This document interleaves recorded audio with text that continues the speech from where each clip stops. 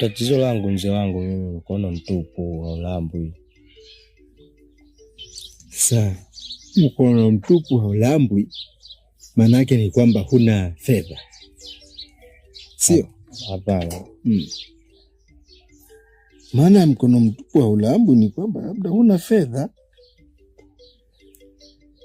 Yaani mimi mzee wangu unavyoniona hapa, nimegombana kweli na mke wangu usiku wa leo, ila nikijaribu hakuna kitu. Kila nikifanya nikipinduka, kila ninapotaka kupinduka hola.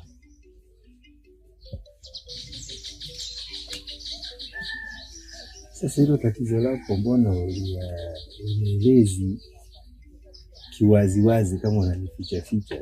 Nieleze waziwazi niweze kuelewa ni nini.